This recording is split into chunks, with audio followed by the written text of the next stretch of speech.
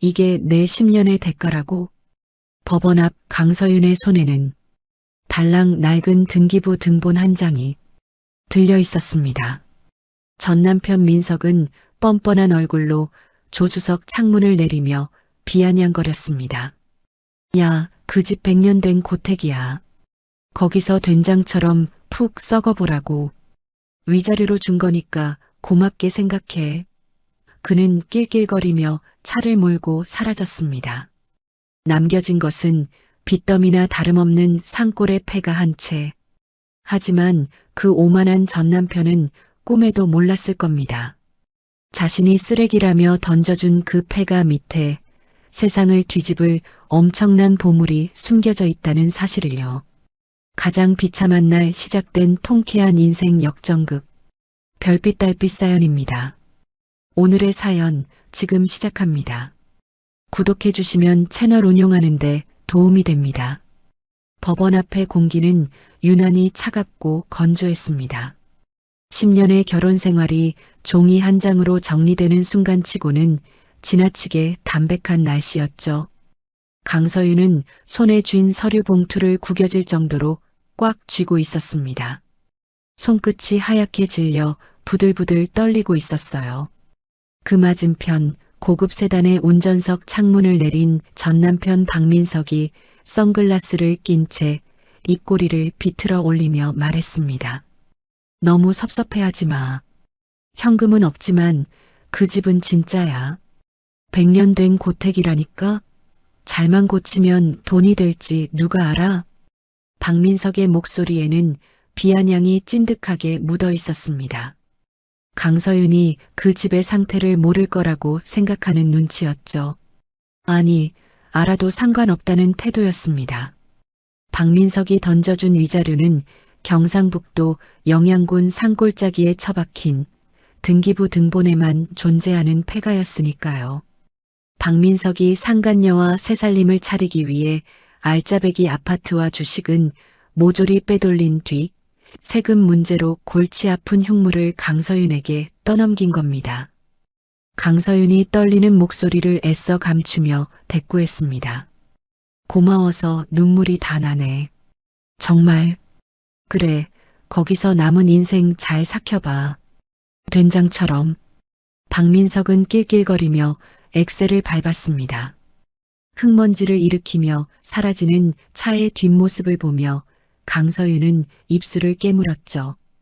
피맛이 비릿하게 입안에 퍼졌습니다. 그때였습니다. 법원 주차장 한 구석에서 아이의 울음소리가 들려왔습니다. 엄마, 엄마. 강서윤이 쏘스라치게 놀라 고개를 돌렸습니다. 10살배기 아들 김지호가 시어머니의 손에 이끌려 억지로 차에 타고 있었어요. 김지호는 차 문을 붙잡고 발버둥 치며 강서윤을 향해 손을 뻗고 있었습니다. 강서윤은 신고 있던 구두가 벗겨지는 줄도 모르고 아이에게 달려갔습니다. 지호야, 안 돼. 내 아들 못 데려가. 하지만 시어머니가 매몰차게 강서윤의 가슴을 밀쳐냈습니다. 바닥에 나동그라진 강서윤을 내려다보며 시어머니가 독살스럽게 쏘아붙였습니다.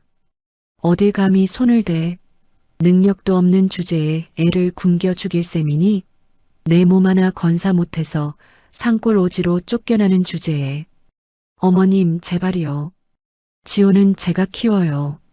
제가 데려갈게요. 시끄럽다. 판사님도 우리 아들이 키우라고 했어. 주제 파악 좀 하고 살아라. 응? 시어머니는 쾅 하고 차 문을 닫아버렸습니다. 차창 너머로 김지호가 엄마를 부르며 유리에 얼굴을 비비는 모습이 보였습니다. 차는 매정하게 출발해버렸고 강서윤은 멀어지는 차 뒷공무니를 향해 맨발로 뛰어가다 그만 아스팔트 바닥에 넘어지고 말았죠.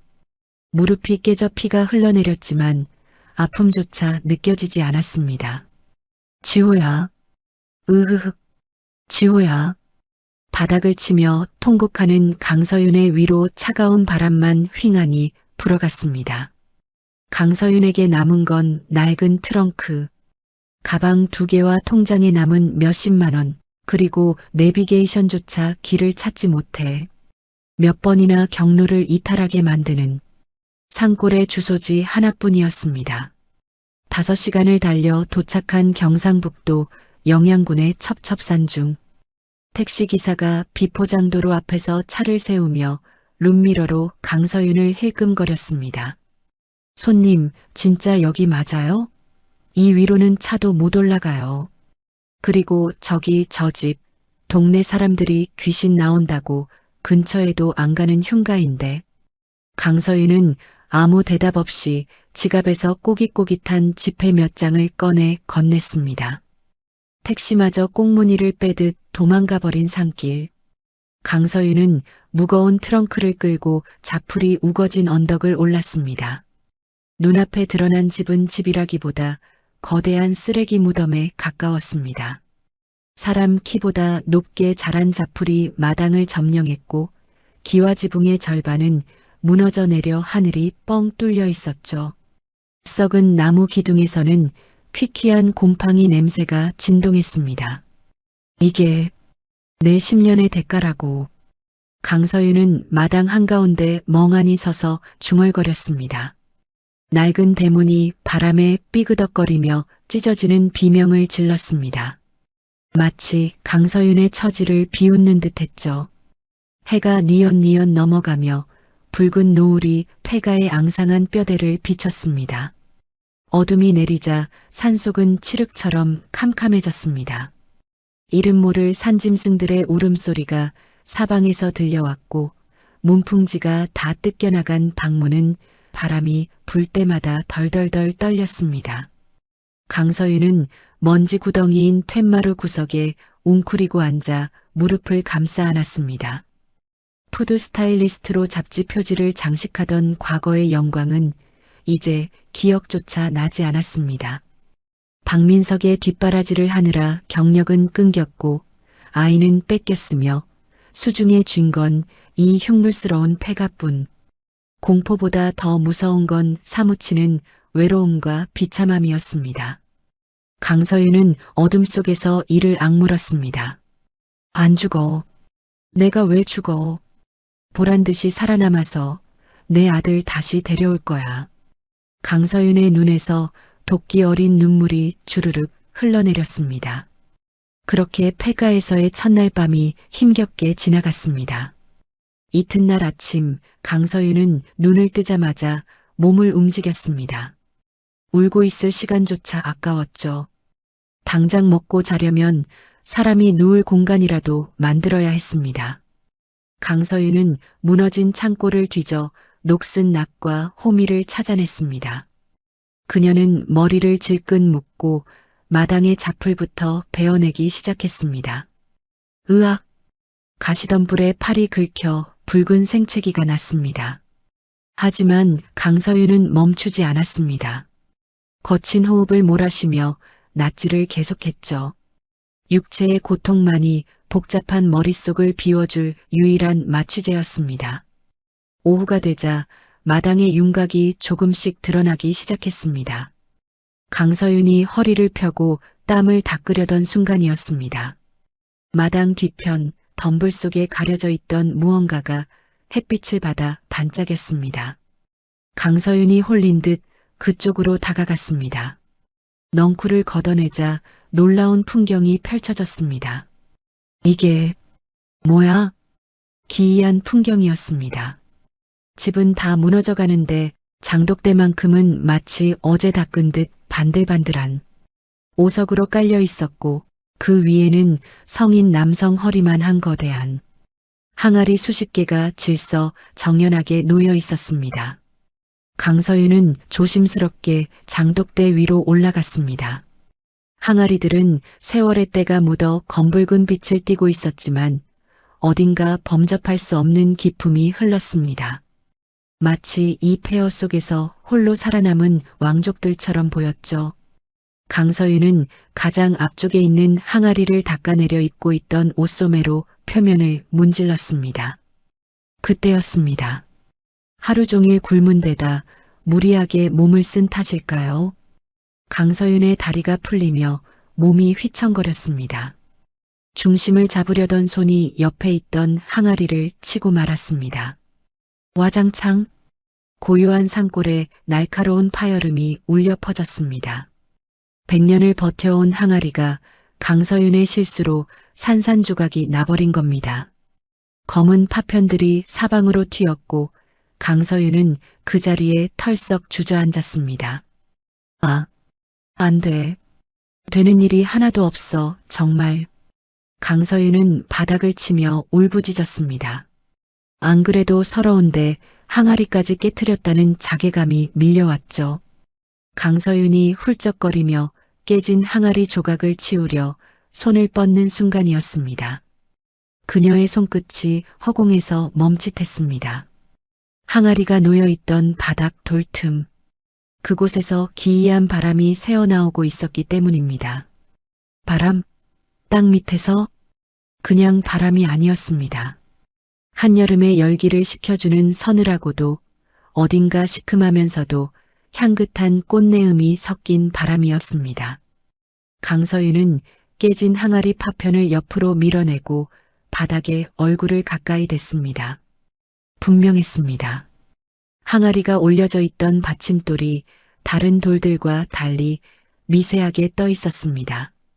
강서윤은 손에 들고 있던 호미를 틈새에 끼워 넣었습니다.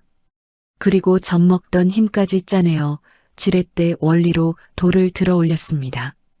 손바닥이 까져 피가 배어 나왔지만 멈출 수 없었습니다. 무언가가 그녀를 부르고 있는 것만 같았거든요. 쿠르륵 마이너스. 묵직한 돌 긁히는 소리와 함께 받침돌이 옆으로 밀려났습니다. 그 아래 드러난 것은 흙바닥이 아니었습니다. 사람 한 명이 겨우 들어갈 만한 크기의 네모난 입구, 그리고 그 아래로 끝이 보이지 않는 칠흑 같은 어둠의 계단이 입을 벌리고 있었습니다. 강서윤은 마른 침을 삼켰습니다. 박민석이 쓰레기라며 던져준 이 집 밑에 무언가가 숨겨져 있었습니다. 지하에서 불어오는 바람이 땀에 젖은 강서윤의 이마를 스치고 지나갔습니다. 그것은 마치 누군가가 100년의 깊은 잠에서 깨어나 내뱉는 긴 한숨 소리 같았습니다. 강서윤은 주머니에서 스마트폰을 꺼내 손전등 기능을 켰습니다. 하얀 불빛이 어둠 속을 갈랐습니다. 발을 디뎌야 할까, 도망쳐야 할까? 하지만 더 이상 잃을 것이 없는 강서윤에게 공포심보다는 본능적인 호기심, 아니 어쩌면 이것이 유일한 동아줄일지도 모른다는 직감이 앞섰습니다. 강서윤은 떨리는 발을 들어 어둠 속 첫 번째 계단을 밟았습니다. 또각 하는 발소리가 깊은 지하로 울려 퍼졌습니다. 그것은 100년 고택의 심장이 다시 뛰기 시작하는 소리였습니다. 지하로 내려가는 돌계단은 서늘했습니다. 마치 다른 세상으로 통하는 입구처럼 한 걸음 내디딜 때마다 지상의 열기와 소음이 거짓말처럼 사라졌죠. 강서윤은 스마트폰 불빛을 비추며 조심스럽게 발을 옮겼습니다. 계단의 끝에 다다르자 강서윤의 입에서 저절로 탄성이 터져나왔습니다. 세상에, 이게 다 뭐야? 그곳은 단순한 창고가 아니었습니다. 좋기 50평은 되어 보이는 거대한 석실이었습니다. 천장은 둥근 돔 형태의 화강암으로 짜여 있었고 바닥에는 네모 반듯한 전돌이 깔려 있었습니다. 그리고 그 위로 수백 개의 항아리가 마치 옛날 군인들처럼 오열을 맞춰 도열해 있었습니다. 지상의 장독대와 달리 이곳의 항아리들은 먼지 하나 없이 깨끗했습니다. 아니, 항아리 표면 자체가 은은한 윤기를 머금고 있어 마치 살아있는 생명체처럼 보였죠. 공기 중에는 묘한 향기가 감돌았습니다. 오래된 나무 냄새 같기도 하고 잘 익은 과일 향 같기도 한 코끝을 톡 쏘면서도 머리를 맑게 하는 향기였습니다. 강서윤은 홀린 듯 가장 가까운 항아리 앞으로 다가갔습니다. 항아리 뚜껑은 밀랍으로 단단히 봉인되어 있었고 그 위에 붉은색 한지로 덮개가 씌워져 있었습니다. 대체 언제부터 여기 있었던 걸까? 강서윤의 심장이 거칠게 뛰었습니다. 떨리는 손으로 밀랍 봉인을 조심스럽게 뜯어냈습니다. 툭 하는 둔탁한 소리와 함께 뚜껑이 열렸습니다. 순간 톡 쏘는 강렬한 신 냄새가 확 풍겨오더니 이내 달콤하고 그윽한 소나무 향이 강서윤의 코를 감쌌습니다. 스마트폰 불빛을 항아리 안으로 비쳤습니다. 이게 간장? 아니야, 냄새가 달라. 검을 것이라 예상했던 액체는 투명하고 찬란한 황금빛이었습니다. 점성이 느껴질 정도로 진득한 황금빛 액체가 불빛을 받아 보석처럼 반짝였죠. 강서윤은 과거 요리 연구가로 활동했던 본능을 억누를 수 없었습니다. 그녀는 검지 끝에 살짝 액체를 찍어 입으로 가져갔습니다. 혀끝에 닿는 순간 강서윤의 눈이 번쩍 뜨였습니다. 첫맛은 벼락처럼 짜릿한 신맛이었으나 곧바로 혀를 감싸는 묵직한 단맛과 깊은 풍미가 입안 전체로 퍼져나갔습니다. 식초야. 세상에 이렇게 깊은 맛이 나는 식초가 있다고? 그것은 단순한 조미료가 아니었습니다. 시간 그 자체가 농축된 맛, 수백 번의 계절이 녹아들어 만들어낸 완벽한 맛이었습니다. 강서윤은 문득 예전에 들었던 이야기가 떠올랐습니다. 50년 된 이탈리아산 식초가 경매장에서 수천만 원에 팔렸다는 뉴스 말이죠. 이건 보물이야. 박민석이 버린 쓰레기가 아니라 진짜 보물이라고. 강서윤은 다리에 힘이 풀려 그 자리에 주저앉았습니다. 박민석이 쓰레기라며 던져준 이 집은 사실상 돈으로 환산할 수 없는 보물 창고였던 겁니다. 강서윤은 차가운 항아리를 끌어안았습니다.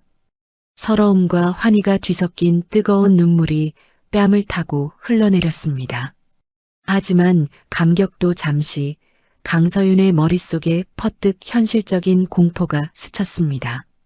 만약 박민석이 이걸 안다면? 아니, 마을 사람들이라도 알게 된다면? 그들이 가만히 있을 리 없었습니다. 강서윤은 황급히 자리에서 일어났습니다. 이 비밀은 누구에게도 들켜선 안 되었습니다. 강서윤은 떨리는 손으로 다시 뚜껑을 닫고 주변에 있던 깨진 항아리 파편들을 긁어 모아 입구 쪽을 어지럽게 덮어 위장했습니다. 이튿날 아침 강서윤은 전신 근육통에 시달리며 눈을 떴습니다. 밤새 지하 입구를 가리고 혹시 누가 들어올까봐 뜬 눈으로 밤을 지새운 탓이었습니다. 계십니까? 서울댁. 대문을 거칠게 두드리는 소리에 강서윤은 쏘스라치게 놀랐습니다. 창문 너머로 낡은 트럭 한 대가 서 있고 배가 불룩하게 나온 중년 사내가 대문 빗장을 제멋대로 열고 들어오고 있었습니다. 마을 이장 김 씨였습니다. 강서윤은 급히 옷매무새를 다듬고 마당으로 뛰쳐나갔습니다. 누구세요? 허락도 없이 남의 집에 들어오시면 어떡해요? 김 씨가 마당을 휘저으며 혀를 쯧쯧 찼습니다. 아따, 서울 깍쟁이 냄새 풀풀 나네. 나 이 동네 이장이요. 어제 들어왔다며? 박서방한테 얘기 들었소? 박서방. 박민석을 지칭하는 말에 강서윤의 미간이 찌푸려졌습니다. 김 씨는 강서윤의 불쾌한 표정은 아랑곳하지 않고 집 구석구석을 훑어보았습니다. 그의 시선이 유난히 장독대 쪽을 향하는 것 같아 강서윤은 심장이 덜컥 내려앉았습니다. 강서윤이 김 씨의 앞을 가로막으며 말했습니다. 무슨 일로 오셨는데요? 김 씨가 누런 이빨을 드러내며 비열하게 웃었습니다. 집꼬라지하고는 귀신 나오기 딱 좋네. 내가 온 건 다름이 아니고 이 집터 말이요. 흉가라고 소문나서 팔리지도 않아. 근데 내가 아는 업자가 여기를 밭으로 쓰고 싶다네. 건물 싹 밀어버리고. 밭이요? 그래. 서울댁 혼자서 이거 감당 못해. 뱀 나오고 지네 나오고 난리 날 텐데. 그냥 헐값에 넘기고 서울로 가는 게 낫지 않겠소? 내가 박서방한테도 말해뒀는데 한 2천만 원 정도면 쳐준다고. 2천만 원.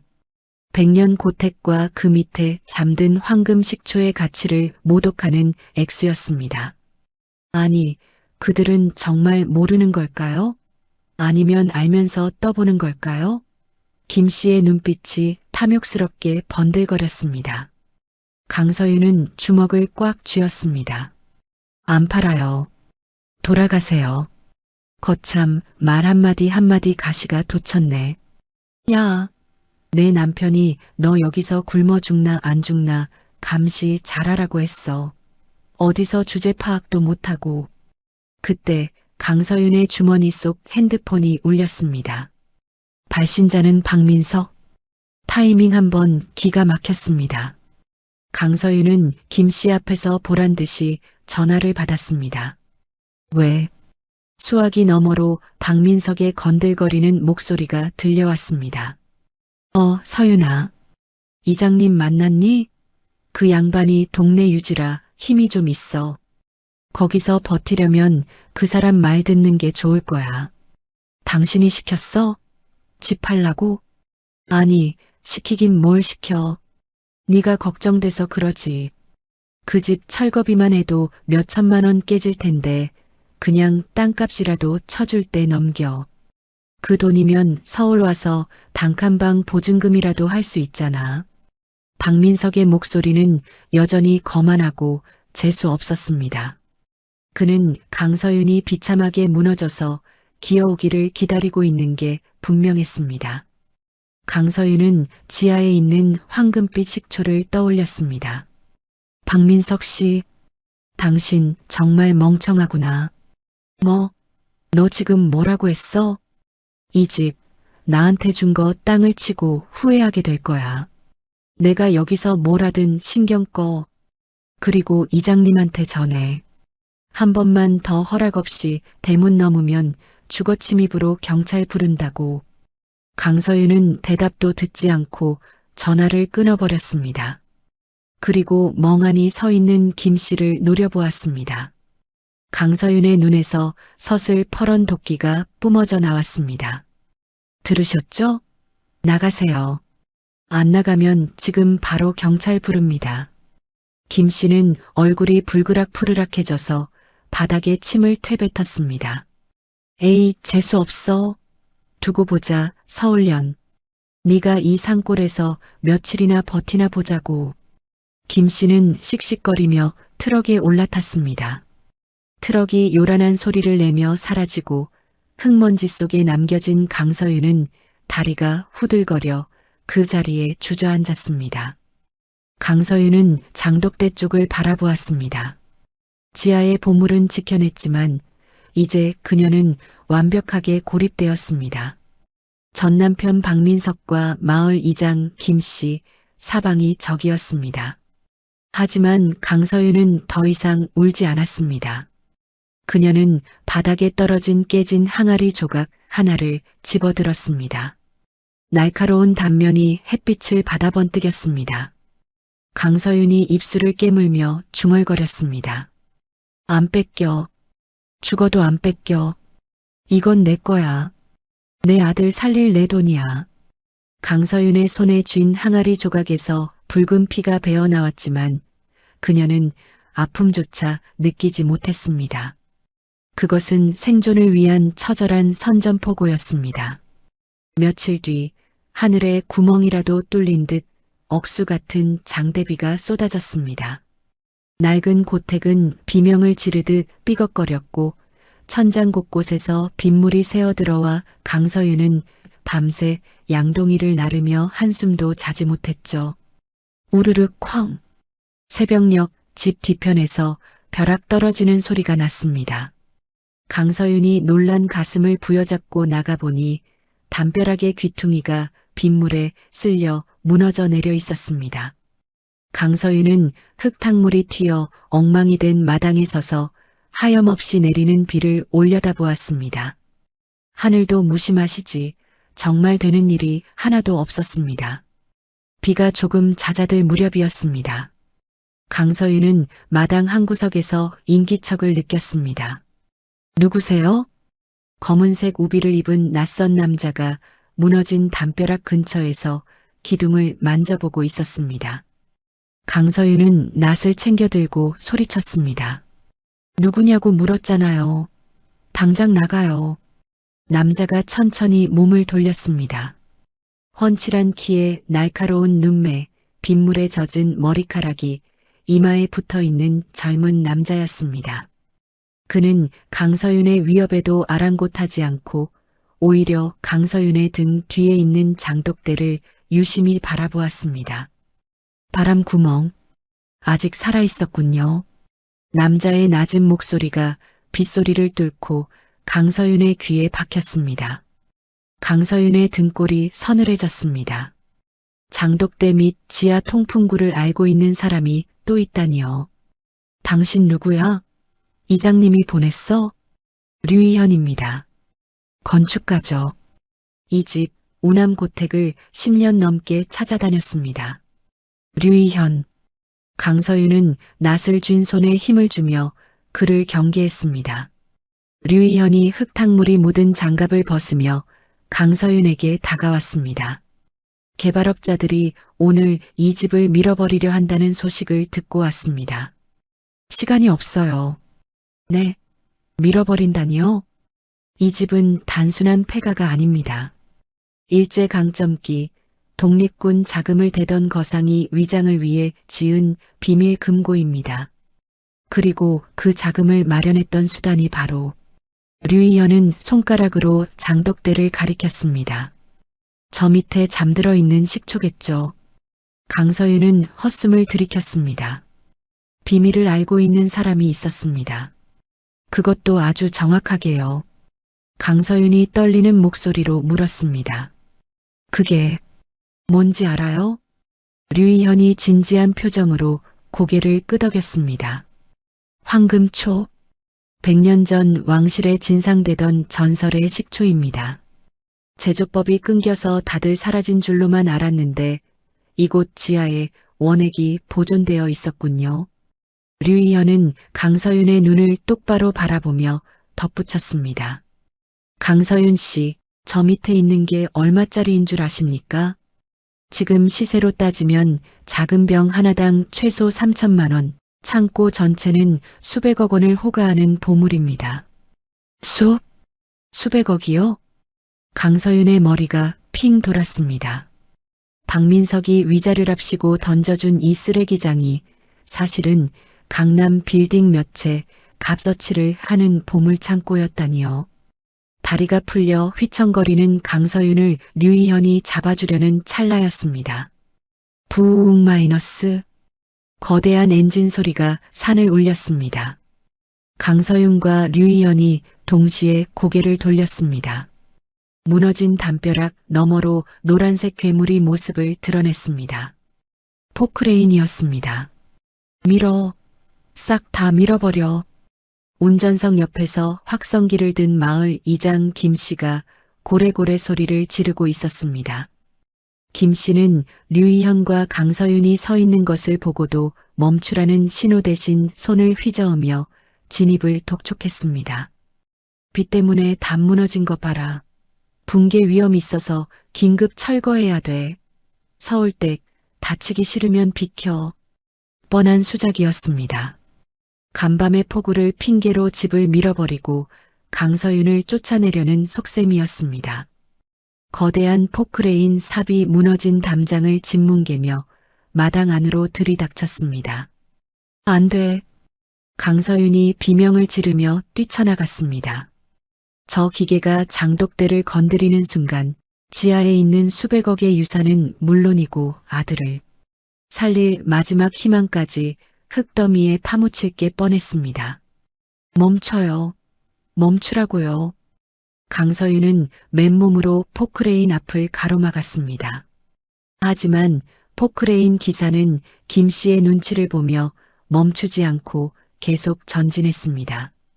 육중한 기계 덩어리가 강서윤의 코앞까지 다가왔습니다. 비키라니까. 죽고 싶어 환장했어? 김 씨가 욕설을 퍼부었습니다.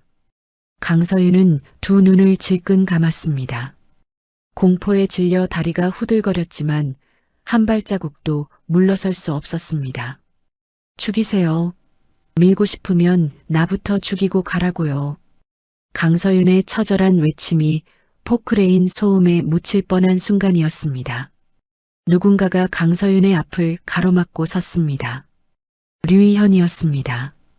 그 기계 당장 멈추십시오. 류희현의 목소리는 차분했지만 서슬퍼런 위험이 서려 있었습니다. 그는 한 손으로는 강서윤을 보호하고 다른 한 손으로는 스마트폰을 들어 현장을 촬영하고 있었습니다. 당신 뭐야? 남의 동네 일에 끼어들지 말고 꺼져. 김 씨가 씩씩거리며 달려왔습니다. 류희연은 스마트폰 화면을 김 씨의 눈앞에 들이밀었습니다. 방금 문화재청에 긴급 매장 문화재 보호 요청 접수했습니다. 그리고 지금 당신들이 하는 행위 특수재물 손괴죄의 문화재보호법 위반입니다. 문화재? 이 집 기둥 하나라도 더 건드리면 여기 있는 사람들 전부 현행범으로 체포될 겁니다. 아베, 절대 없습니다. 제가 증거 다 남겼으니까 콩밥 먹을 준비나 하쇼. 류희현의 단호한 태도에 포크레인 기사가 멈칫하며 시동을 껐습니다. 법이라는 말에 기겁한 인부들이 웅성거리기 시작했죠. 김 씨의 얼굴이 불그락푸르락해졌습니다. 아니, 이 사람이 지금 누굴 협박해? 이게 무슨 문화재라고. 무식이 용감하다더니 나중에 검사님 앞에서도 그렇게 큰 소리 치시죠. 류희현이 싸늘하게 비웃었습니다. 김 씨는 류희현의 기세에 눌려 헛기침만 해댔습니다. 게다가 포크레인 기사가 나 이러다 빨간 줄 그어지면 책임질 거요? 난 안 해. 라며 운전석에서 내려버리자 김 씨는 완전히 닥쳤던 게 지붕 쳐다보는 꼴이 되었습니다. 아이고, 더러워서 못 해먹겠네. 두고 봐. 내가 군청에 민원 넣어서 싹 다 조사받게 할 테니까. 김 씨는 바닥에 침을 퇴뱉고는 꽁무니를 뺐습니다. 인부들도 장비를 챙겨 황급히 사라졌습니다. 요란했던 소음이 사라지고 다시 고택에 정적이 찾아왔습니다. 긴장이 풀린 탓일까요? 강서윤의 다리가 풀리며 몸이 휘청거렸습니다. 괜찮습니까? 류희현이 재빠르게 강서윤의 팔을 잡아 부축했습니다. 강서윤은 거친 숨을 몰아쉬며 류희현을 올려다보았습니다. 낯선 남자의 단단한 팔이 강서윤을 지탱해주고 있었습니다. 고마워요. 덕분에 살았어요. 아직 끝난 게 아닙니다. 저들은 포기하지 않을 겁니다. 이 집을 지키려면 이 집의 가치를 증명해야 합니다. 류희연은 진흙투성이가 된 강서윤의 옷을 털어주며 진지하게 말했습니다. 제가 돕겠습니다. 제 전 재산을 걸고라도 이 집을 복원하겠습니다. 대신 강서윤 씨도 약속해 주십시오. 저 지하에 있는 식초로 세상을 놀라게 하겠다고요. 폐허가 된 마당, 무너진 담벼락 사이로 비 온 뒤에 햇살이 비쳤습니다. 강서윤은 눈물을 닦아내며 고개를 끄덕였습니다. 할게요. 내 목숨을 걸고라도 반드시 해낼게요. 절체절명의 위기 속에서 강서윤은 가장 강력한 우군을 얻었습니다. 두 사람의 시선이 마주쳤고 그것은 이 낡은 고택을 둘러싼 전쟁의 서막을 알리는 무언의 결이었습니다. 다음 날 오후 요란한 경적 소리가 고택의 고요함을 깨뜨렸습니다. 흙탕물이 튄 고급 세단 한 대가 마당 입구에 멈춰 섰고 운전석에서 박민석이 씩씩거리며 내렸습니다. 그는 공사가 중단된 현장을 보고는 핏대를 세우며 고래고래 소리를 질렀습니다. 야, 강서윤, 너 미쳤어? 공사를 왜 중단시켜? 이장님한테 얘기 다 들었어. 네가 아주 배가 불렀구나. 박민석이 삿대질하며 강서윤에게 다가오려 하자 류희현이 앞을 가로막았습니다. 류희현은 박민석보다 머리 하나는 더 큰 키로 그를 내려다보며 차갑게 말했습니다. 그 손 내리시죠. 지금 주거 침입하고 계십니다. 넌 또 뭐야? 아, 어제 그 놈팡이. 야, 비켜. 이건 우리 부부 문제야. 법적으로 남남인 걸로 아는데요. 그리고 이 집 현재 문화재보호법에 따라 형상 변경이 금지된 상태입니다. 댁이 함부로 손 떼면 콩밥 먹는다는 소리입니다. 류희현이 태블릿 PC를 꺼내 접수증과 법 조항을 들이밀었습니다. 박민석은 문화재라는 말에 흠칫 놀라며 뒷걸음질 쳤습니다. 하지만 이내 억울하다는 듯이 바닥에 침을 뱉으며 빈정거렸습니다. 문화재? 이 쓰레기장이? 웃기고 있네.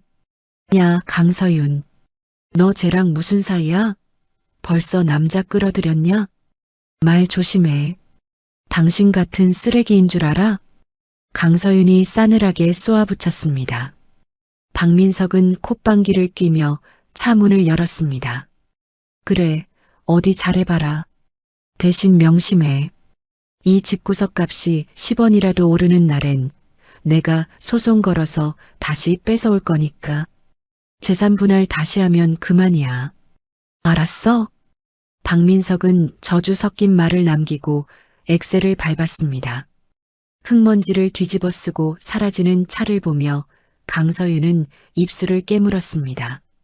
불안감이 엄습했습니다. 저 인간은 돈 냄새를 맡으면 똥파리처럼 꼬일 게 분명했으니까요. 걱정 마세요. 법적으로 완벽하게 방어해드리겠습니다.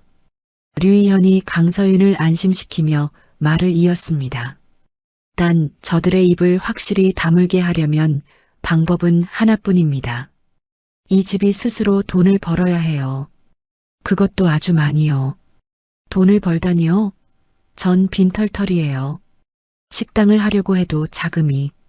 제가 투자하겠습니다. 류희현의 폭탄 선언에 강서윤의 눈이 휘둥그레졌습니다. 네. 류희현 씨가 왜요? 이 집의 가치, 그리고 강서윤 씨가 찾은 저 식초의 가치를 믿으니까요. 제 전 재산을 털어서 이곳을 대한민국 최고의 고택 식당으로 만들 겁니다. 강서윤은 망설였습니다. 남에게 빚을 진다는 게 두려웠거든요. 류희현은 그런 강서윤의 마음을 읽은 듯 빙긋 웃으며 장독대를 가리켰습니다. 부담 갖지 마세요. 정 불안하면 담보라고 생각하십시오. 저기 있는 식초 항아리 하나면 내 투자금 전부를 갚고도 남으니까요. 본격적인 공사가 시작되었습니다. 류희현의 지휘 아래 인부들이 무너진 담장을 보수하고 썩은 기둥을 교체했습니다. 폐허갔던 마당은 자풀이 사라지고 정갈한 정원으로 변모해 갔습니다.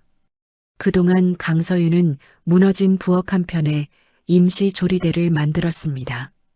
이제 그녀가 증명할 차례였습니다.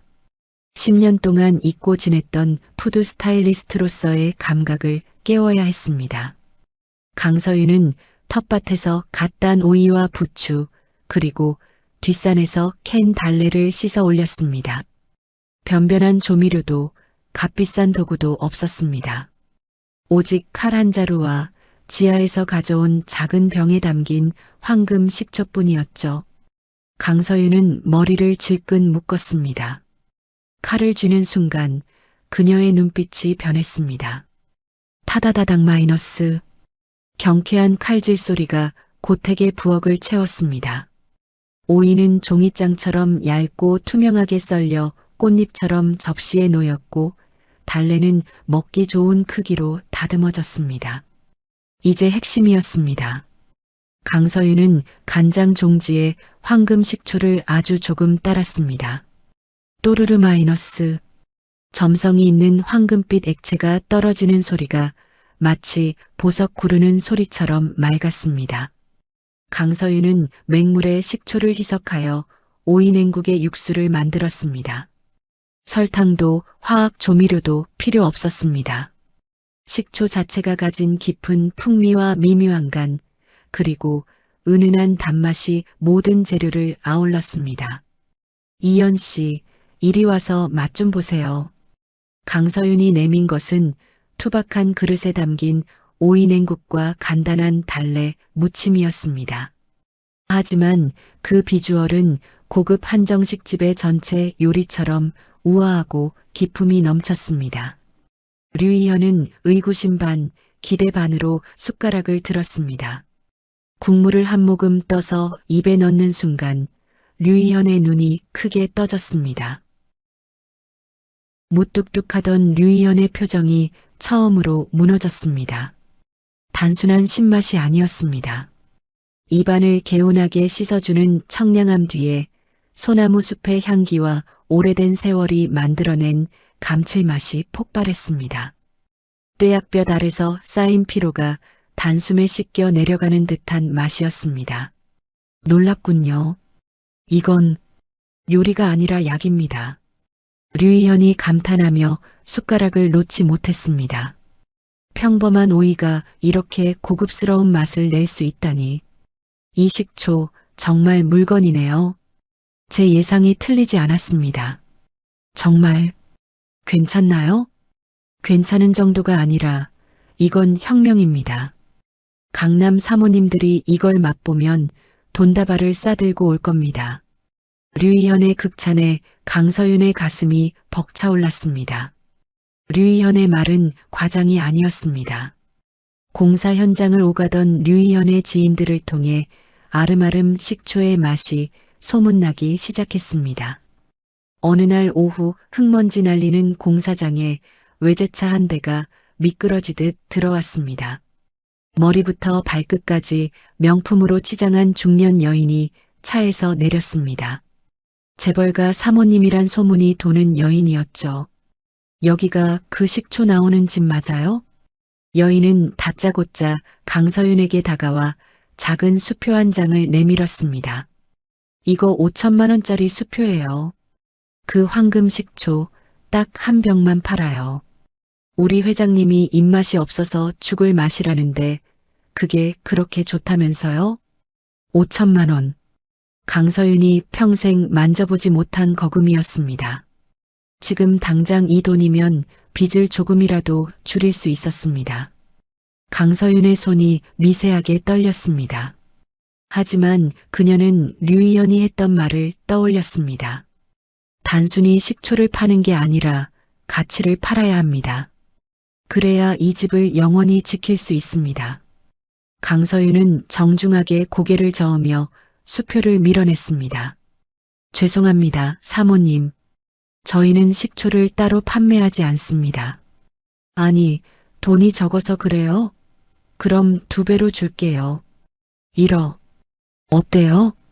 1억이라는 말에 옆에 있던 인부들이 하던 일을 멈추고 쳐다볼 정도였습니다. 하지만 강서윤의 눈빛은 흔들리지 않았습니다. 돈 문제가 아닙니다. 이 식초는 이곳 우남에 오시는 손님들의 상에만 올릴 예정입니다. 죄송하지만 돌아가 주십시오. 여인은 기가 막히다는 듯 헛웃음을 지었지만 한편으로는 오기가 생긴 듯 했습니다. 자존심 한번 대단하네. 좋아, 오픈하면 내가 첫 번째로 예약하지. 맛없기만 해봐요. 여인이 차를 돌려나가는 모습을 보며 류이현이 다가와 엄지손가락을 치켜 세웠습니다. 잘하셨습니다. 이제 소문은 더 빠르게 퍼질 겁니다. 돈으로도 못 사는 식초라고요. 계절이 바뀌고 흉물스럽던 폐가는 기적처럼 다시 태어났습니다. 자풀이 무성했던 마당은 한국적인 선이 살아있는 아름다운 정원이 되었고 무너진 담장은 통유리와 고제가 어우러진 갤러리처럼 변했습니다. 입구에는 우남이라는 현판이 은은한 조명을 받고 있었습니다. 오픈 전날 밤 강서윤은 깨끗하게 정돈된 주방에 섰습니다. 늘어난 티셔츠 대신 하얗고 빳빳한 셰프복을 입은 자신의 모습을 거울에 비춰보았습니다. 패배감에 찌들어 있던 이혼녀는 그곳에 없었습니다. 할 수 있어. 아니, 해야만 해. 강서윤은 주먹을 꽉 쥐었습니다. 내일이면 이곳은 전쟁터가 될 것입니다. 하지만 두렵지 않았습니다. 그녀에게는 100년을 기다려온 황금빛 무기가 있었으니까요. 계절이 2번 바뀌는 동안 경상북도 영양군의 산골짜기에는 천지개벽이라 할 만한 변화가 일어났습니다. 자풀이 무성하던 폐가는 온데간데였고 기와지붕의 곡선과 통유리의 현대미가 어우러진 웅장한 건축물이 들어섰죠. 입구에는 우남 다이닝이라 적힌 현판이 은은한 조명을 받아 금빛으로 빛나고 있었습니다. 오늘은 대망의 그랜드 오프닝 날이었습니다. 평소라면 경운기나 지나다닐 산골도로에 벤츠, 벤틀리 같은 최고급 세단들이 줄지어 들어섰습니다. 대한민국 내노라 하는 정재계 인사들과 유명 연예인들이 100년 묵은 황금 식초를 맛보기 위해 먼 길을 마다하지 않고 찾아온 것입니다. 주방 안은 전쟁터처럼 분주했지만 그 중심에는 지휘자처럼 우아하게 움직이는 강서윤이 있었습니다. 메인 디쉬 황금초 스테이크 나갑니다. 소스 농도 확인하세요. 강서윤의 목소리에는 힘이 실려 있었습니다. 그녀는 더 이상 주눅든 이혼녀가 아니었습니다. 하얀 셰프복을 입고 주방을 장악한 그녀는 누구보다 빛나는 오너 셰프였습니다. 셰프님, 3번 테이블 회장님께서 샐러드 드레싱을 극찬하셨습니다. 식초만 따로 팔 수 없냐고 하시는데요? 수셰프가 흥분된 목소리로 물었습니다. 강서윤은 빙그레 웃으며 고개를 저었습니다.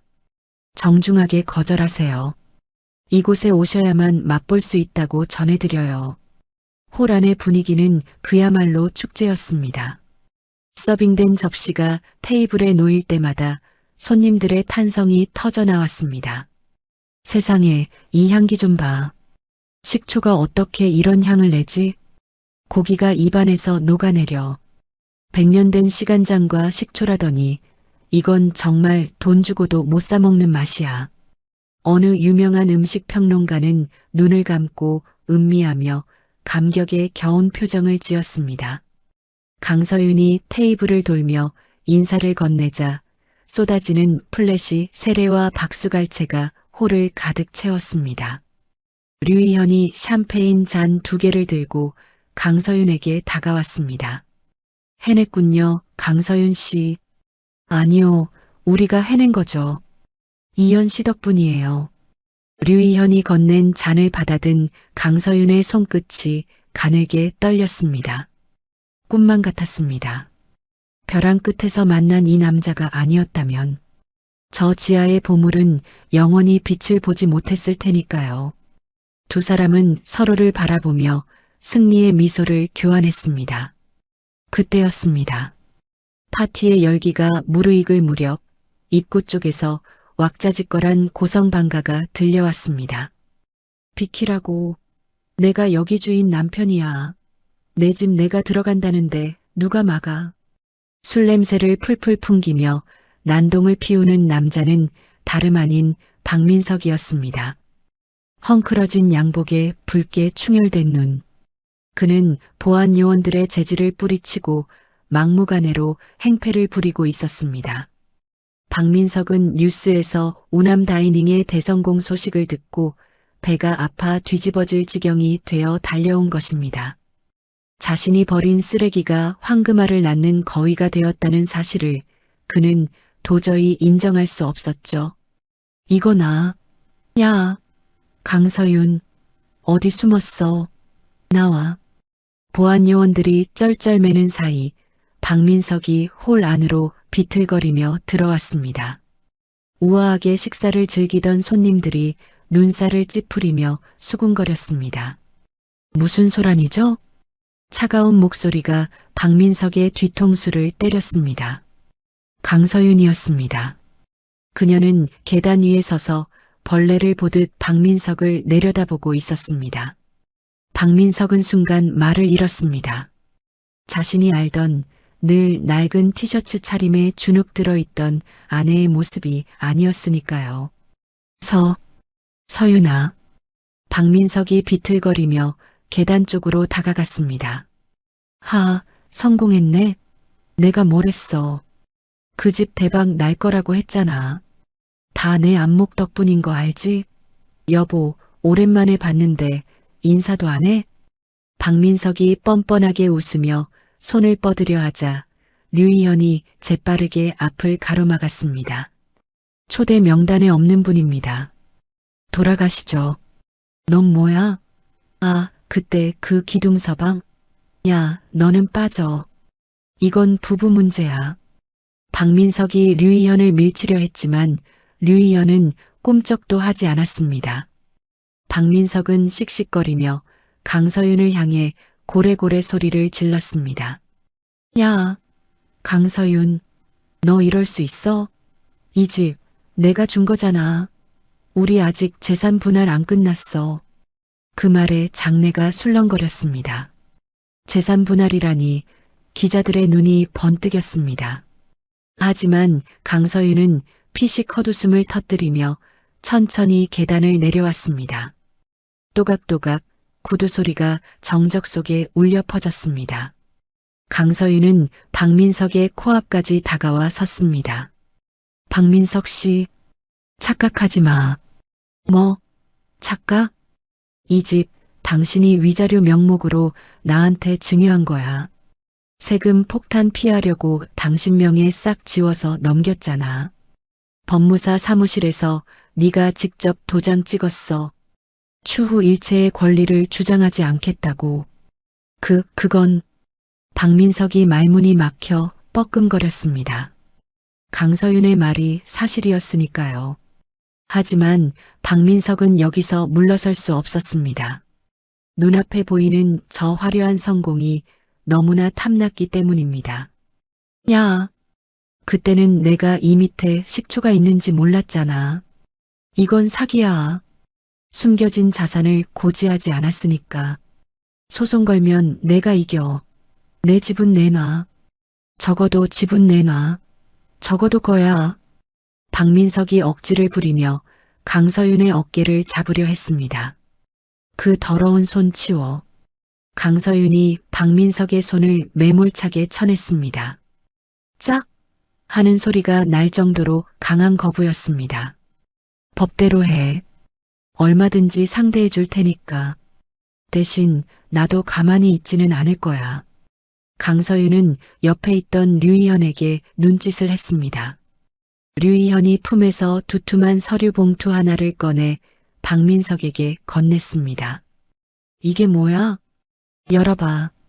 네가 그동안 회사 공금 횡령해서 상간녀 오피스텔 얻어준 내역, 그리고 이중 장부로 탈세한 증거들이야. 박민석의 얼굴이 사색이 되었습니다. 손이 부들부들 떨렸습니다. 너 이걸 어떻게 해? 이현 씨가 도와줬어.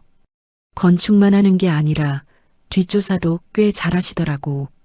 강서윤은 박민석의 귓가에 대고 낮지만 서늘하게 속삭였습니다. 박민석 씨, 지금 뒤를 좀 돌아봐. 여기 기자들 엄청 많이 왔거든. 당신이 여기서 계속 행패 부리면 이 서류들은 내일 아침 신문 일면을 장식하게 될 거야. 중견기업 사위의 추악한 횡령과 몰락. 제목 어때? 박민석이 화들짝 놀라 주변을 둘러보았습니다. 스마트폰과 카메라 렌즈들이 일제히 자신을 향하고 있었습니다. 기자들이 수첩을 꺼내 받아 적는 모습도 보였습니다. 박민석의 등줄기에 식은땀이 흘러내렸습니다. 에이, 미친. 선택해. 조용히 꺼질래? 아니면 여기서 개망신 당하고 감옥 갈래? 강서윤의 눈빛은 흔들림이 없었습니다. 박민석은 쥐고 있던 서류 봉투를 구기며 뒷걸음질 쳤습니다. 더 이상 버텼다가는 정말 끝장날 것 같다는 공포가 엄습했습니다. 두고 보자. 강서윤, 너 내가 가만 안 둬. 박민석은 비명 같은 욕설을 내뱉으며 몸을 돌렸습니다. 그때 강서윤이 손을 들어 신호를 보냈습니다. 보안팀, 이분 정중하게 밖으로 모셔요. 다시는 얼씬도 못하게 하고요. 건장한 보안 요원 2명이 박민석의 양팔을 낚아챘습니다. 나, 이거 안 나. 내 발로 간다고. 으악. 박민석은 발버둥을 쳤지만 역부족이었습니다. 그는 짐짝처럼 들려 파티장 밖으로 질질 끌려나갔습니다. 닫히는 문 너머로 박민석의 처절한 비명소리가 멀어졌습니다. 저런, 술이 과하셨나 보네. 손님 중 누군가가 혀를 찾고 사람들은 다시 우아하게 식사를 시작했습니다. 소라는 순식간에 정리되었습니다. 강서윤은 쿵쾅거리는 심장을 진정시키며 류희현을 바라보았습니다. 류희현이 걱정스러운 눈빛으로 물었습니다. 괜찮습니까? 네. 아주 상쾌하네요. 강서윤은 테이블 위에 놓인 샴페인 잔을 들어 올렸습니다.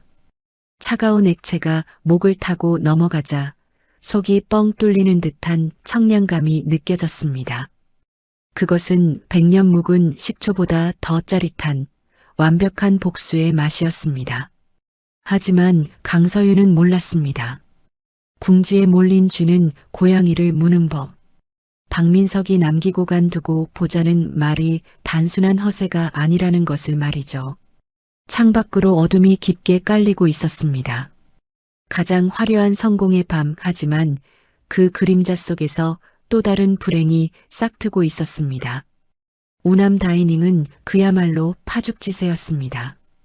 예약 전화는 영업시간 내내 불이 났고 인터넷에는 강서윤의 요리를 찬양하는 후기가 도배되었죠. 방송국에서는 강서윤을 한식의 새로운 여제라 칭송하며 인터뷰를 요청해 왔습니다. 모든 것이 완벽해 보였습니다. 그 전화가 걸려오기 전까지는요. 어느 날 저녁 디너 서비스가 한창이던 시각이었습니다. 주방의 소음을 뚫고 강서윤의 핸드폰 벨소리가 요란하게 울렸습니다. 발신자는 전 시어머니. 평소라면 받지 않았겠지만 웬일인지 등골이 서늘해지는 불길함에 강서윤은 가스불을 끄고 전화를 받았습니다. 여보세요? 너 지금 어디서 뭐 하는 거니? 애가 죽어가는데. 다짜고짜 들려온 비명 섞인 목소리에 강서윤의 심장이 쿵 내려앉았습니다. 국자가 손에서 미끄러져 바닥에 떨어졌습니다. 챙그랑 하는 소리가 주방의 정적을 깼습니다. 그게 무슨 말씀이세요? 지호가 왜요? 지호가 학교에서 쓰러졌어. 지금 서울대 병원 응급실이야. 숨을 안 쉰다고. 썩을 년 돈독이 올라서 지 새끼가 죽는지 사는지도 모르고. 강서윤은 앞치마를 벗어던질 새도 없이 주방을 뛰쳐나갔습니다. 셰프님, 어디 가세요? 아직 메인 요리가. 직원들의 외침도 들리지 않았습니다. 얼굴이 하얗게 질린 강서윤을 발견한 류희현이 급히 차 열쇠를 챙겨 따라 나왔습니다. 타요. 제가 운전할게요. 서울로 향하는 고속도로 위. 류희현이 엑셀을 끝까지 밟아 차는 미친 듯이 질주했습니다. 조수석에 앉은 강서윤은 손톱이 살을 파고들도록 주먹을 꽉 쥐고 있었습니다. 덜덜 떨리는 입술로 주문처럼 중얼거렸죠. 제발, 제발 지호야. 엄마가 가고 있어. 조금만 버텨. 성공에 취해 아이에게 소홀했던 지난 날들이 주마등처럼 스쳐 지나갔습니다. 돈을 많이 벌어서 데려오겠다고 조금만 기다리라고 했는데 그 기다림이 아이에게 독이 된 건 아닐까 하는 죄책감이 강서윤의 가슴을 난도질했습니다. 병원 응급실의 공기는 차갑고 무거웠습니다. 소독약 냄새와 기계적인 비프음이 강서윤의 신경을 날카롭게 긁어댔습니다. 지호야. 중환자실 유리창 너머 산소호흡기를 낀 채 누워있는 지호는 너무나 작고 창백해 보였습니다. 몸에는 온갖 튜브가 주렁주렁 매달려 있었고 가슴은 미약하게 오르내릴 뿐이었습니다. 담당 의사가 어두운 표정으로 다가왔습니다. 보호자 되십니까? 네, 제가 엄마예요. 우리 지호, 살 수 있는 거죠? 수술하면 되는 거죠? 강서윤이 의사의 가운 자락을 붙잡고 매달렸습니다. 하지만 의사는 고개를 가로저으며 한숨을 내쉬었습니다. 마음의 준비를 하셔야 할 것 같습니다. 네, 급성 자가 면역 질환입니다. 원인을 알 수 없는 바이러스가 면역 체계를 완전히 교란시켰어요. 스스로 자신의 장기를 공격하고 있어서 손을 쓸 수가 없습니다. 거짓말하지 마세요. 멀쩡하던 애가 갑자기 왜요?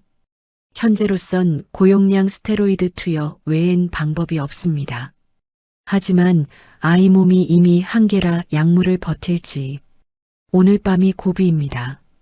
의사의 선고는 사형 선고나 다름없었습니다. 강서윤은 다리가 풀려 차가운 병원 바닥에 주저앉았습니다. 눈앞이 캄캄해졌습니다. 수백억짜리 황금 식초가 있으면 뭐합니까? 대한민국 정재계 인사들이 제 요리를 먹고 찬사를 보내면 뭐합니까? 정작 내 목숨보다 소중한 아이에게는 미음 한 숟가락도 먹일 수 없는데요. 아이러니하게도 타인을 치유하는 음식을 만드는 동안 그녀의 아들은 속수무책으로 시들어가고 있었습니다. 으앙, 지호야, 엄마가 잘못했어. 강서윤의 통곡 소리가 복도에 울려 퍼졌습니다. 이게 다 너 때문이야. 복도 끝에서 익숙한 목소리가 들려왔습니다. 박민석이었습니다. 그는 씩씩거리며 걸어와 바닥에 주저앉은 강서윤의 멱살을 잡으려 들었습니다. 그의 곁에는 여전히 짙은 화장을 한 상간녀가 팔짱을 낀 채 서서 코를 막고 있었죠. 네가 돈독이 올라서 식당인지 뭔지 한다고 설칠 때부터 알아봤어. 애간수를 어떻게 했길래 병을 키워? 엄마라는 여자가. 박민석이 고래고래 소리를 질렀습니다. 강서윤은 대꾸할 힘조차 없었습니다. 민석의 말이 맞을지도 모른다는 생각이 그녀를 괴롭혔기 때문입니다. 박민석 씨, 그 손 놓으시죠. 류희현이 박민석의 팔을 쳐내며 막아섰습니다. 지금 가장 힘든 건 어머니인 강서윤 씨입니다. 양육권 가진 쪽에서 애 관리를 어떻게 했길래 이 지경이 됩니까? 적반하장도 유분수지. 넌 뭐야? 아, 그 기둥서방? 야, 너 잘 들으세요. 내 아들 잘못되면 너희 둘 다 가만 안 둬. 살인죄로 고소할 거야. 박민석은 핏대를 세우며 길길이 날뛰었습니다. 그때 원무과 직원이 서류를 들고 다가왔습니다. 박지호 환자 보호자분? 지금 중환자실 입원 수속이랑 특수 약물 치료 동의서 작성하셔야 합니다. 치료비 보증금도 납부해 주셔야 하고요. 치료비라는 말에 박민석의 눈빛이 흔들렸습니다. 그는 힐끔 중환자실 안을 들여다보더니 표정을 싹 바꾸며 뒷걸음질 쳤습니다. 치료비? 의사가 가망 없다며. 오늘 밤 넘기기 힘들다는데 무슨 돈을 써? 네, 그래도 시도는 해보셔야. 안 해. 난 돈 없어. 밑 빠진 독에 물 붓기 싫다고. 야, 강서윤. 네가 그 잘난 식당으로 돈 많이 벌었다며? 네가 내. 난 못 내니까. 박민석은 아들의 생사가 걸린 상황에서도 계산기를 두드리고 있었습니다. 회사가 어렵다는 핑계였지만 실상은 가망 없는 아이에게 돈을 쓰기 싫다는 비정한 속내였죠. 강서윤이 믿을 수 없다는 눈으로 박민석을 올려다보았습니다. 당신 정말 사람이야? 지호가 죽어가는데 돈이 문제야? 현실적으로 생각하자고, 현실적으로. 그리고 지호 죽으면 양육권 소송 다시 걸어서 너한테 위자료 다 청구할 거니까 각오해. 박민석은 끝까지 자신의 이익만 챙겼습니다. 옆에 있던 상간녀가 박민석의 팔을 잡아 끌며 거들었습니다. 자기야, 가자. 여기 병원균 득실되는데 재수없게 옮으면 어떡해. 어차피 제가 알아서 하겠지. 그래, 가자. 아우, 재수없어. 두 사람은 중환자실 창문 너머의 아들을 한번 쳐다보지도 않고 사라졌습니다. 멀어지는 그들의 뒷모습을 보며 강서윤은 입술을 깨물어 피가 터졌습니다. 저런 인간에게 아이를 맡겼던 자신이 저주스러웠습니다. 다시 정막이 찾아왔습니다. 기계적인 심전도 모니터 소리만이 B- B- 하고 불규칙하게 울렸습니다. 강서윤은 유리창에 손을 대고 흐느꼈습니다. 미안해. 지호야, 엄마가 미안해. 그때 곁에 서 있던 류희연이 무언가 생각난 듯 급히 태블릿 PC를 켰습니다. 그의 손가락이 화면을 빠르게 넘겼습니다. 서윤 씨, 잠깐만요. 울고 있을 때가 아닙니다. 류희연의 목소리가 미세하게 떨리고 있었습니다. 강서윤이 눈물 젖은 얼굴로 고개를 들었습니다. 지하 창고, 가장 안쪽에 있던 검은 항아리 기억납니까? 오칠이 되어 있던 그 항아리요. 네, 그건 왜요? 제가 고문서를 해석하다가 찾은 내용인데 100년 전 이 집주인이 쓴 일기에 검은 물에 대한 기록이 있습니다. 역병으로 피가 마르는 자에게 먹였더니 사흘 만에 자리를 털고 일어났다고요. 류희연은 태블릿 화면을 강서윤에게 보여주었습니다. 이건 단순한 식초가 아닙니다. 100년 전 온갖 약초를 넣고 발효시킨 약용 종초입니다. 국보급 문화재라 제가 함부로 열지 못하게 했지만 지금은 상황이 다릅니다. 류희현이 진지한 눈빛으로 강서윤을 바라보았습니다. 그게 지호를 살릴 수 있을지도 모릅니다. 아니, 그게 유일한 희망입니다. 강서윤의 눈동자가 흔들렸습니다. 100년 묵은 약초 식초. 현대의학이 포기한 아이를 살릴 수 있다는 보장은 없었습니다. 하지만 지푸라기라도 잡아야 했습니다. 가요. 강서윤이 벌떡 일어났습니다. 가서 가져와요. 그게 국보든 뭐든 상관없어요. 내 아들만 살릴 수 있다면 그 항아리 다 깨부숴서라도 가져올 거예요. 창밖에는 억수 같은 비가 쏟아지고 있었습니다. 강서윤과 류희연은 다시 주차장으로 뛰었습니다. 그것은 절망의 끝에서 발견한 아주 희미한 하지만 유일한 빛을 향한 질주였습니다. 폭우가 쏟아지는 영양군의 밤 도로는 그야말로 아수라장이었습니다. 앞이 보이지 않을 정도로 퍼붓는 빗줄기를 뚫고 류희연의 차는 미친 듯이 속도를 냈습니다. 조수석에 탄 강서윤은 안전 손잡이를 꽉 잡은 채 창밖을 응시했습니다. 그녀의 머릿속에는 오직 아들 지호의 얼굴뿐이었습니다. 조금만 더 빨리요. 제발이요. 강서윤의 애원하는 목소리에 류희연이 말없이 엑셀을 더 깊게 밟았습니다. 차가 빗길에 미끄러질 듯 휘청거렸지만 그는 놀라운 집중력으로 핸들을 제어했습니다. 고택에 도착하자마자 두 사람은 우산을 쓸 겨를도 없이 차에서 뛰어내렸습니다. 흙탕물이 신발을 적시고 차가운 비가 온몸을 때렸지만 그런 건 중요하지 않았습니다. 강서윤은 미끄러운 마당을 가로질러 장독대 뒤편 위장해 둔 지하 입구로 달려들었습니다. 여기요. 빨리. 강서윤과 류희연은 힘을 합쳐 입구를 덮은 돌을 밀어냈습니다. 퀴퀴하면서도 향긋한 지하의 냄새가 빈냄새와 섞여 올라왔습니다. 두 사람은 스마트폰 불빛에 의지해 어둠 속으로 뛰어내려갔습니다. 수백 개의 황금빛 항아리들이 침묵 속에 잠들어 있는 지하석실. 류희연은 가장 깊숙한 안쪽 구석으로 강서윤을 이끌었습니다.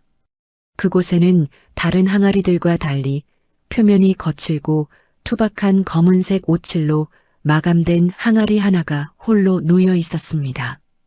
이겁니다. 류이현이 항아리를 가리키며 숨을 몰아쉬었습니다. 이게 지호를 살릴 수 있다고요? 확신할 순 없지만 기록에 따르면 이건 단순한 식초가 아닙니다. 100년 전 온갖 약초를 넣고 발효시킨 뒤 수분이 날아갈 때까지 기다린 생명의 정수입니다. 문화재적 가치만 따져도 국보급. 아니, 가격을 매길 수 없는 물건입니다. 가격을 매길 수 없다. 그 말은 곧 이 항아리가 이 고택, 아니 강서윤이 가진 모든 것보다 더 귀하다는 뜻이었습니다. 하지만 강서윤은 망설이지 않았습니다. 상관없어요.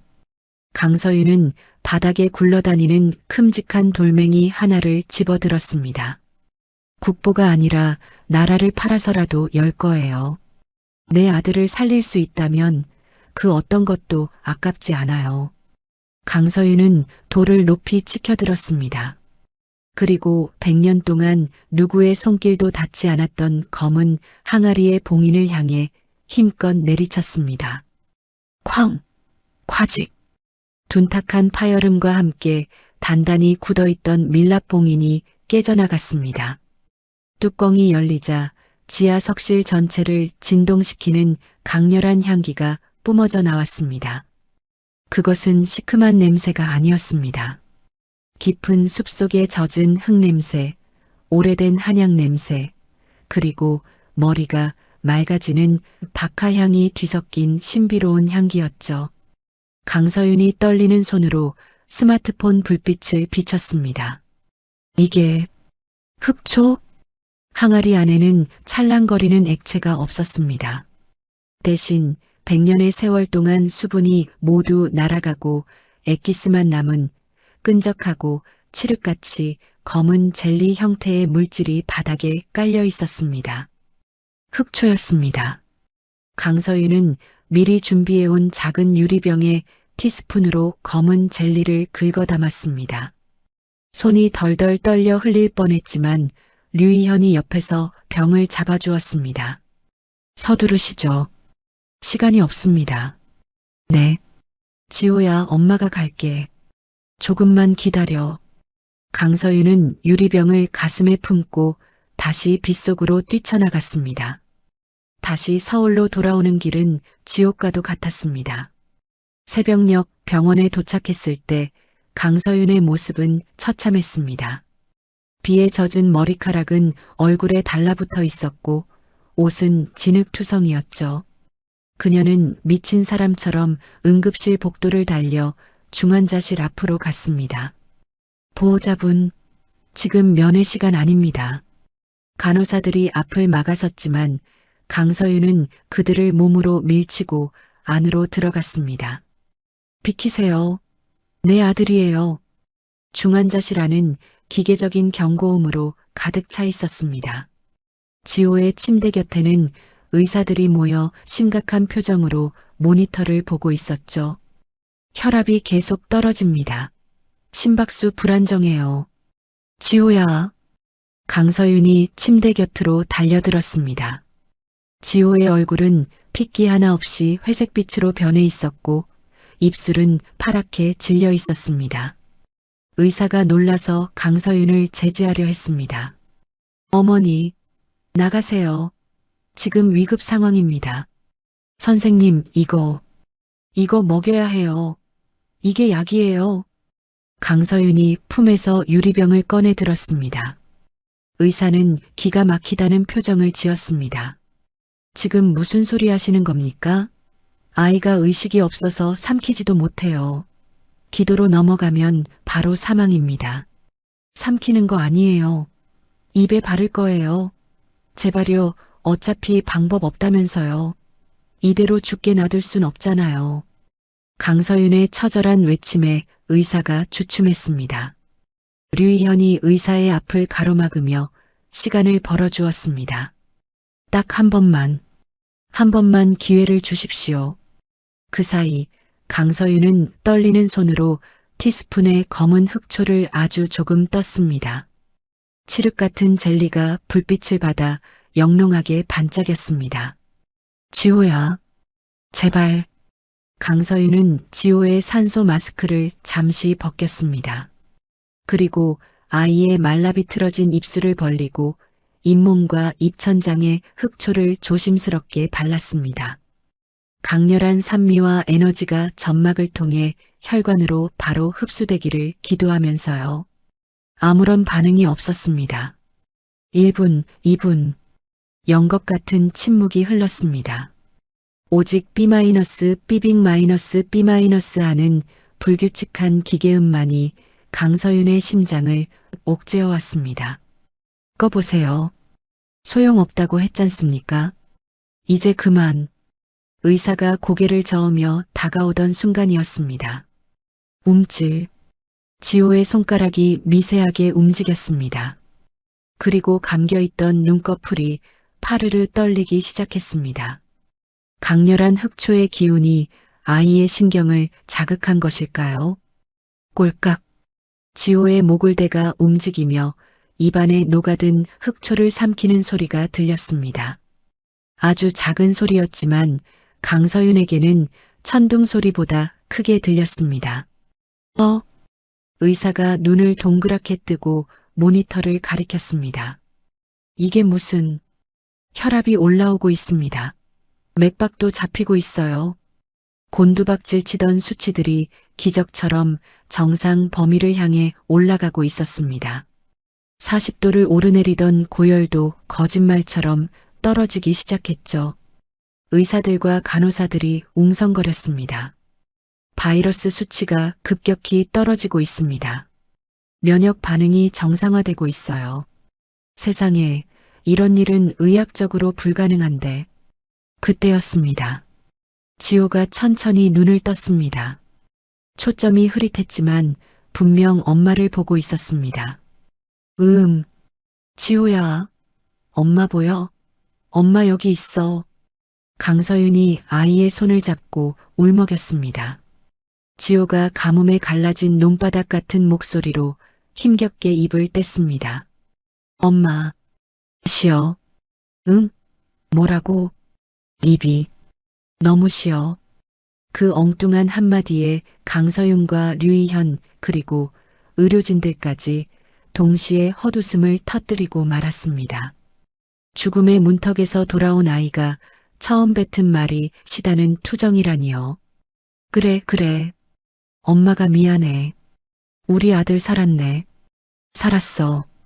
강서윤은 지호의 얼굴을 가슴에 묻고 엉엉 소리 내어 울었습니다. 모든 긴장이 풀리면서 다리에 힘이 빠져 주저앉을 뻔했지만 이번에는 무너지지 않았습니다. 품 안에서 느껴지는 아이의 따뜻한 체온이 그녀를 지탱해주고 있었으니까요. 류이현은 조용히 뒤돌아 눈가를 훔쳤습니다. 수백억의 가치를 지닌 국보급 항아리는 깨졌지만 그 대가로 얻은 것은 돈으로는 절대 살 수 없는 생명 그 자체였습니다. 의사가 믿을 수 없다는 듯 고개를 절레절레 흔들며 말했습니다. 기적입니다. 현대의학으로는 설명할 수 없는 기적이에요. 강서윤은 눈물 젖은 얼굴로 미소 지었습니다. 그것은 기적이 아니었습니다. 100년이라는 시간, 그리고 자식을 살리려는 어미의 간절함이 만들어낸 필연이었습니다. 창밖으로 어스름한 새벽빛이 밝아오고 있었습니다. 긴 밤이 지나고 마침내 아침이 오고 있었습니다.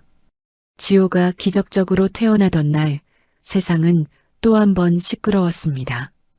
오남 다이닝의 오너 셰프가 국보급 식초를 깨트려 죽어가는 아들을 살렸다는 이야기는 그 자체로 전설이 되었기 때문이죠. 사람들은 이곳을 단순히 밥을 먹는 식당이 아니라 생명을 살리는 밥상을 받는 성지처럼 여기기 시작했습니다. 예약은 1년치가 밀려버렸고 강서윤은 명실상부한 대한민국 최고의 한식 대가가 되었습니다. 반면 박민석의 세상은 소란스럽게 무너져 내렸습니다. 강서윤이 건네준 횡령 자료가 검찰에 넘어가면서 그의 회사는 최종 부도 처리되었고 빚쟁이들이 집으로 들이닥쳤습니다. 자기야 미안해. 나 이런 꼴은 못 보고 살아. 믿었던 상간녀는 박민석이 숨겨둔 마지막 비상금과 폐물을 챙겨 야반도주해 버렸습니다. 텅 빈 오피스텔에 남겨진 박민석은 빚독촉 전화를 피해 쥐새끼처럼 숨어 다녀야 하는 신세가 되고 말았습니다. 지호가 퇴원하고 일주일 뒤 완연한 가을이 찾아온 우남고택. 강서윤은 마당에 널어둔 고추를 걷고 있었습니다. 따스한 햇살 아래 건강을 되찾은 지호가 강아지와 함께 뛰어노는 소리가 평화롭게 울려 퍼졌습니다. 엄마, 초코가 내 신발 물어가요. 지호야, 뛰지 마. 넘어질라. 그때였습니다. 굳게 닫혀있던 대문 밖에서 기척이 느껴졌습니다. 저기 계십니까? 힘없이 갈라진 목소리. 강서윤의 손이 멈칫했습니다. 잊을래야 잊을 수 없는 하지만 이제는 너무나 초라해진 목소리였습니다. 강서윤이 대문 빗장을 열자 그곳에는 며칠은 씻지 못한 듯한 행색의 남자가 서 있었습니다. 박민석이었습니다. 서윤아. 박민석은 눈을 어디다 둬야 할지 모르는 듯 땅만 쳐다봤습니다. 값비싼 명품 슈트는 온데간데없고 낡은 점퍼에 구겨진 바지를 입은 그는 영락없는 노숙자 꼴이었습니다. 여긴 웬일이야? 접근 금지 신청했을 텐데. 강서윤의 목소리는 드라이아이스처럼 차가웠습니다. 박민석이 무릎을 꿇으며 애원했습니다. 알아, 아는데. 갈 곳이 없어서 그래. 나 완전히 망했어. 빚쟁이들이 죽이겠다고 쫓아와. 여보, 아니 서윤아. 한 번만 살려주라. 응? 그래서? 지호는 괜찮니? 내가 아빠로서 당연히 봐야 하는데. 그동안 내가 정신이 나갔었나 봐. 우리 다시 시작하면 안 될까? 내가 여기서 마당이라도 쓸게. 밥만 먹여줘. 박민석이 눈물을 짜내며 강서윤의 치맛자락을 잡으려 했습니다. 그때 마당에서 놀던 지호가 아빠를 발견했습니다. 아빠? 박민석의 얼굴에 화색이 돌았습니다. 오, 지호야. 아빠야. 아빠 보고 싶었지? 박민석이 두 팔을 벌려 아이에게 다가가려 했습니다. 하지만 지호의 반응은 예상 밖이었습니다. 아이는 사색이 되어 뒷걸음질 치더니 강서윤의 등 뒤로 숨어버렸습니다. 병원 복도에서 돈 없으니 치료하지 말라고 소리치며 자신을 버리고 가던 아빠의 모습이 아이에게는 씻을 수 없는 공포로 남은 탓이었습니다. 싫어. 저리 가. 아빠 아니야. 지호의 거부에 박민석은 멍한 표정으로 굳어버렸습니다. 강서윤이 아이를 감싸 안으며 싸늘하게 말했습니다. 맞지? 아이가 널 거부해. 넌 아빠 자격 그날 병원에서 스스로 포기했어.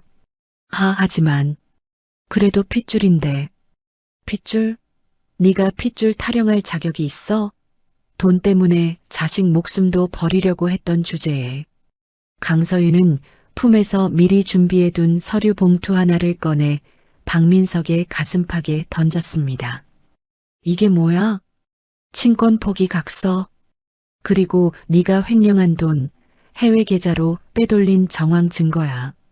아직 검찰에 안 넘긴 마지막 카드지. 박민석의 손이 부들부들 떨렸습니다. 이거 가지고 당장 꺼져. 조용히 도장 찍어서 보내면 이 증거는 묻어줄게. 감옥 가서 썩기 싫으면 내 말 들어. 너 정말 독해졌다. 네가 날 이렇게 만들었잖아. 10년 동안 바보처럼 살았으면 됐어. 더는 안 당해. 박민석이 입술을 깨물며 일어섰습니다. 더 이상 매달려봤자 소용없다는 걸 깨달은 눈치였습니다.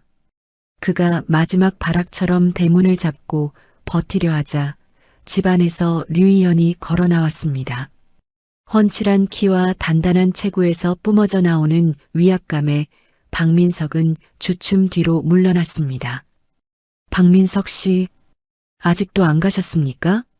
류희현이 강서윤과 지호 앞을 듬직하게 막아섰습니다. 경찰 부를까요? 아니면 빚쟁이들한테 여기 있다고 연락해 드릴까요? 아, 알았어. 간다고. 가면 될 거 아니야. 박민석은 쫓기듯 뒷걸음질 쳤습니다. 닫히는 대문 틈으로 보이는 고택의 풍경은 너무나 평화롭고 따뜻해 보였습니다. 자신이 버린 쓰레기장이 황금성이 되어 있었고 자신이 버린 가족은 그 안에서 행복해 보였습니다. 으악! 박민석은 머리를 감싸 쥐고 괴성을 지르며 산길을 따라 도망쳤습니다. 그것은 욕심으로 모든 것을 망친 자가 감당해야 할 영원한 후회였습니다. 1년 후 늦가을, 우남 고택의 마당은 황금빛으로 물든 은행잎으로 덮여 있었습니다. 지호는 키가 훌쩍 자라 있었고 얼굴에는 그늘 한 점 없이 장난기 가득한 미소가 걸려 있었습니다. 아저씨, 이거 봐요. 제가 만든 잠자리채예요. 지호가 류희현에게 달려가 자랑했습니다. 류희현은 지호의 머리를 쓰다듬으며 빙긋 웃었습니다. 와, 잘 만들었네. 이걸로 고추잠자리도 잡을 수 있겠는데? 네, 엄마한테 보여주고 올게요. 지호가 부엌으로 뛰어가는 모습을 보며 류희현과 강서윤은 툇마루에 나란히 앉아 차를 마셨습니다. 찻잔에서는 은은한 모가 향이 피어올랐습니다. 후회 안 하세요? 류희현이 문득 물었습니다. 뭐가요? 그때 그 흑초요. 남겨뒀으면 강남에 빌딩을 한 채 샀을 텐데. 류희현의 장난스러운 질문에 강서윤은 피식 웃으며 고개를 저었습니다. 빌딩은 무너질 수 있지만 생명은 이어지잖아요. 이 집이 저에게 가르쳐 준 건 돈이 아니에요. 강서윤은 장독대를 바라보았습니다. 깨진 검은 항아리가 있던 자리에는 강서윤이 새로 빚은 식초 항아리가 놓여 있었습니다.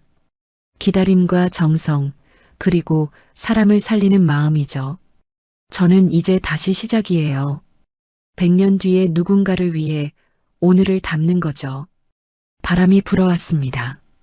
처음 이곳에 왔을 때 지하에서 올라오던 음산한 바람이 아니었습니다. 고택의 열린 대문으로 들어와 마당을 휘감고 풍경을 딸랑이며 울리는 맑고 시원한 가을 바람이었습니다. 그 100년 저도 같이 기다려도 될까요? 류희현이 조심스럽게 물었습니다. 강서윤이 그를 바라보았습니다. 언제나 묵묵히 곁을 지켜준 사람, 벼랑 끝에서 손을 내밀어준 사람. 강서윤의 얼굴이 저녁 노을처럼 붉게 물들었습니다. 그럼요. 이현 씨가 없으면 이 집도 저도 없었을 테니까요. 강서윤의 대답에 류희현의 입가에 환한 미소가 번졌습니다. 두 사람은 서로의 손을 잡지는 않았지만 맞닿은 어깨의 온기만으로도 충분했습니다. 엄마, 아저씨, 밥 먹어요. 된장찌개 냄새나요. 부엌에서 지호가 소리쳤습니다. 그래, 가자. 폐가라 불리던 흉가는 이제 세상에서 가장 따뜻한 밥 짓는 냄새가 나는 집이 되었습니다. 이혼 위자료로 받은 다 무너져가는 집. 그곳은 사실 강서윤이 잃어버린 자신을 찾고 소중한 아들을 지키며 새로운 사랑을 시작하기 위해 운명이 예비해 둔 가장 완벽한 선물이었던 겁니다.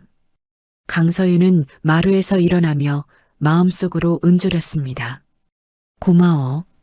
100년 동안 우리를 기다려줘서. 우남 고택의 기와 지붕 위로 따스한 노을이 내려앉았습니다. 이야기는 여기서 끝나지만 그들의 행복한 시간은 이제부터 시작이었습니다.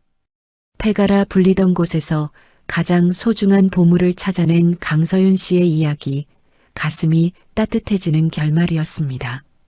100년이라는 긴 시간을 견뎌야 비로소 깊은 맛을 내는 식초처럼 어쩌면 우리네 삶의 시련들도 훗날 더 찬란한 행복을 위해 숙성되는 과정이 아닐까 싶습니다. 돈이나 명예보다 사람을 살리는 마음이 가장 위대하다는 것을 몸소 보여준 서윤 씨. 그녀가 지켜낸 고택마루에 이제는 차가운 지하바람이 아닌 따스한 가을바람만이 머물기를 진심으로 응원합니다. 오늘 이야기가 여러분의 지친 마음에도 작은 위로와 희망이 되었기를 바랍니다. 여러분의 삶에도 뜻밖의 기적과 숨겨진 보물이 반드시 찾아올 거라 믿으며 오늘 사연 여기서 마치겠습니다. 이야기를 끝까지 들어주신 분이 계시다면 잘 들었다고 댓글 하나만 남겨주세요. 감사합니다.